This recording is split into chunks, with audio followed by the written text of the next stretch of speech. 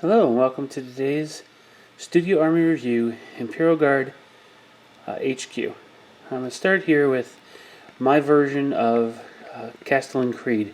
Now obviously I'm not running a Acadian force, I'm actually running what in all honesty is a Renegade army, but I really like the rules back in the 5th edition for Castellan Creed, so this is the version that stands in for him. Got a power armor chest because he has stronger armor. He used to have two pistols, and so he treated as twin linked in the old rules. So I gave him a Tau pistol. It's basically a converted. It's Tau technology pistol, basically with regular laser pistol type with burst cannon technology. Is very weak, but it's a hotshot type weapon now.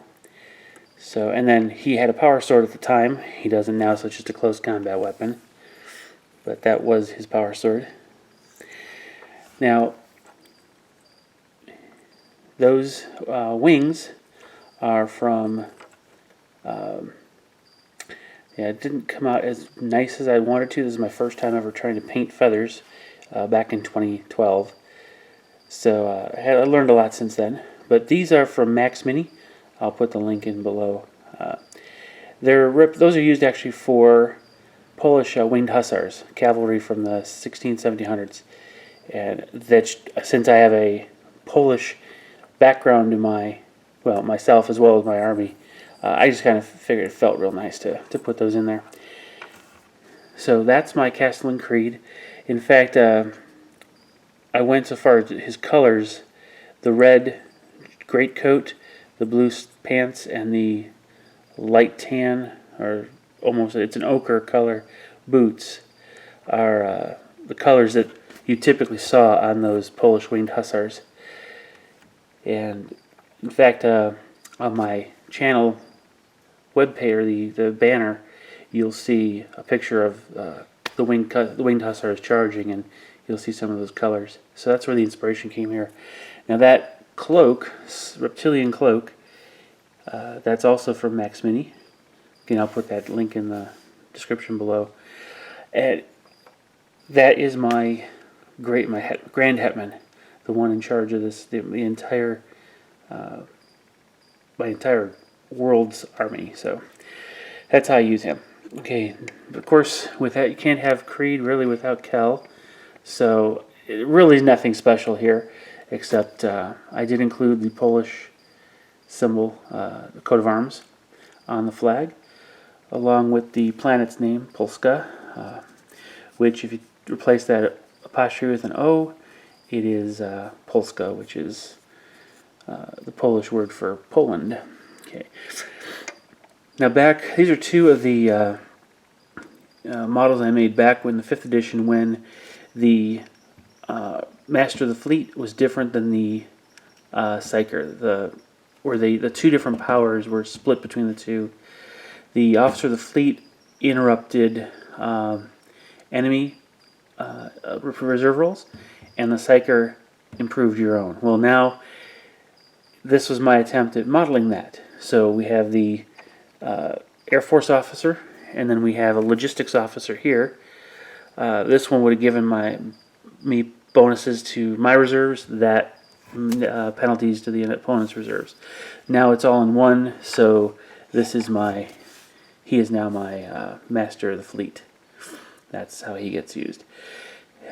I don't really use him much for that, obviously, anything anymore, except he stands in as a captain. He's got his orders, as well as just the regular commander type, I guess company captain kind. So he's got his orders, he's got his pistol, he's ready to go. So I didn't really end up losing a model in the conversion of going from 5th edition to 7th edition codex. It ended up working out pretty well. I just got an extra captain out of it. So now I move on to, I'm going to talk about two command squads that I use. And I'm going to probably go into a little more depth on this type of a subject in what will be my Studio Army Tactica videos. But this will be a kind of a taste of what there's going to be like. So I've got two different command squad configurations I'm going to showcase. One has a model in it that I'm going to bring up real quick. This is my forward observation post, and it has my version of the Master of Ordnance. So here we have a sensor visor with a control, like almost a Nintendo or Xbox controller that has its display readouts and everything. All the communications arrays and sensors to keep track of the enemy target acquisition and radio that up to or back to the artillery units. So that is my Master of Ordnance. Okay, and he is part of my forward observation post.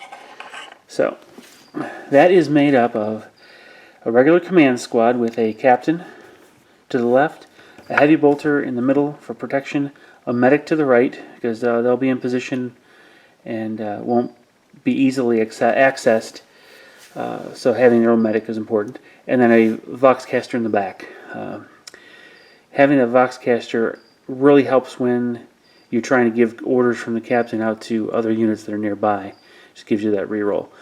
So with this particular unit, I can put him near the back so that I can easily stay close enough to some of my other supporting long-range infantry units, like the autocannons or the mortars, what have you, so I can issue orders to them and be able to call down that artillery strike every single turn.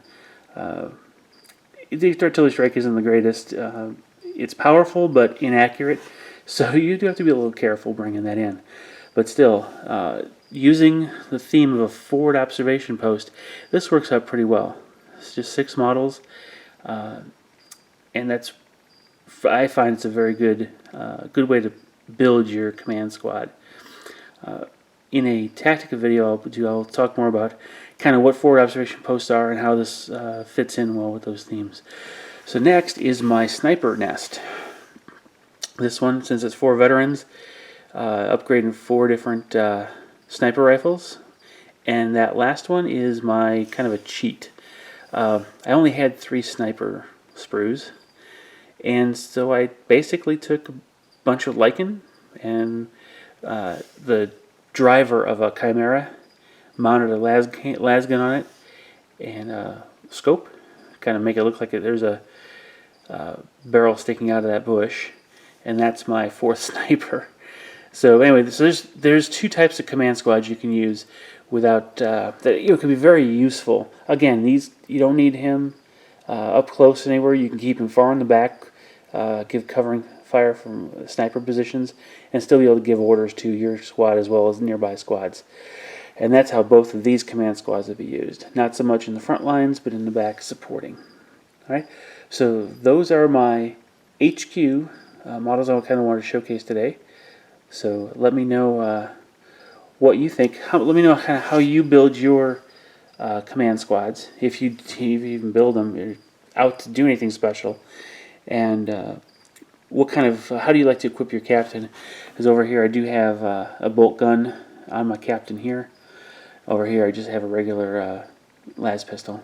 So I haven't really settled on what the best loadouts for the captain are.